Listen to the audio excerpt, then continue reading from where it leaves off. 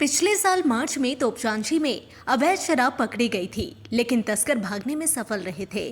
फिर सितंबर महीने में मुनिडीह के एक आवास से शराब पकड़ी गई थी।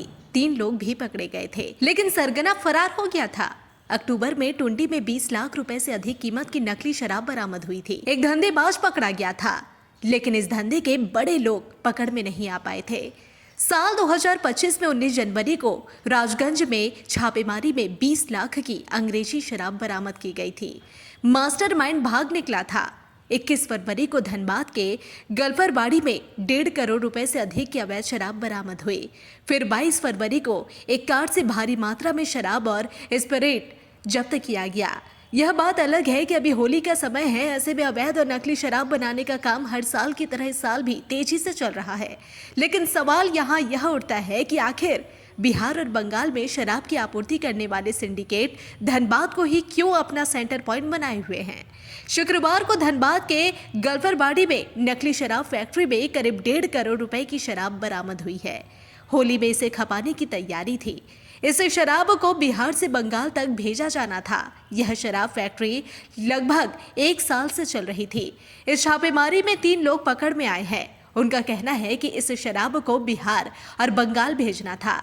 शराब पैक कर कमरे में रखी हुई थी। उस कमरे से पंचिंग मशीन, खाली बोतल, ढक्कन व गैलन में भारी स्पिरिट भी मिली है। आज गुप्त सूचना प्राप्त हो रहा था कुछ दिनों से कि बड़ी मात्रा में शराब का निर्माण धनबाद जिला में किया जा रहा है, तो उसमें गुप्त सूचना प्राप्त होने के बाद कार्रवाई की गई है, जिसमें एसडीओ के द्वारा वो जो दंडाधिकारी थे गौतम कुमार के पर्यवेक्षण में ये कार्रवाई मेरे उत्पाद विभाग के लोगों, मेरे कर्मचारियों और अधिकारियों के द्वारा किया गया।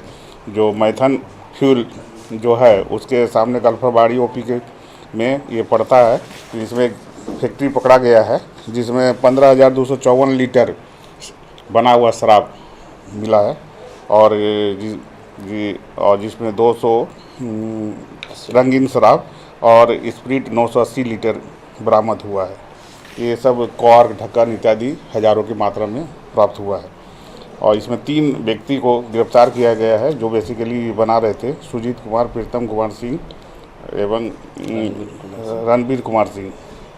अब मुख्य रूप से ये जो क्षेत्र, इसका मुख्य अभियुक्त जो इन लोग से पूछने पर पता चला कि मोना शर्मा मैथन का और सुभाष चौधरी मुनिडीह क्षेत्र के रहने वाले इसमें शामिल हैं और अभी अनुसंधान जारी है कि इसमें और कौन कौन लोग शामिल हैं।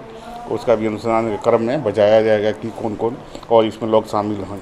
इस शराब को ले जाने में उत्पाद विभाग को लगभग 2 दर्जन मजदूरों को लगाना पड़ा। पहले तो पकड़ाए गए लोगों ने कहा कि वह शेड का निर्माण करने आए थे, उन्हें शराब फैक्ट्री की कोई जानकारी नहीं है। इसके बाद जब क्रशर में लगे सीसीटीवी को देखा गया तो उसके फुटेज से साफ हुआ कि तीनों नकली शराब बनाने में शामिल थे। धनबाद की यह सबसे बड़ी बरामदगी भी बताई जा रही है। इधर शनिवार को उत्पाद विभाग की टीम ने एक कार से भारी मात्रा में शराब और स्पिरिट जब्त किया है। शनिवार की सुबह गुप्त सूचना के आधार पर टुंडी रोड के समीप एक कार को पकड़ा गया। इसके बाद कार से लगभग 60 लीटर स्पिरिट, शराब की बोतल और ढक्कन बरामद किए गए। जो भी हो, लेकिन धनबाद में शराब माफिया का एक मजबूत सिंडिकेट काम कर रहा है। यह सिंडिकेट शहरी इलाकों से अलग हटकर ग्रामीण क्षेत्र में भी फैल गया है। पिछले साल टुंडी में जो शराब फैक्ट्री पकड़ी गई थी वह सुदूर ग्रामीण इलाके में चल रही थी।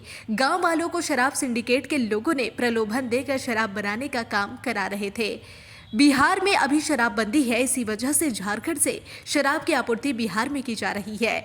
कई बार इसके खुलासे हो चुके हैं। वैसे भी होली के समय शराब की डिमांड बढ़ जाती है।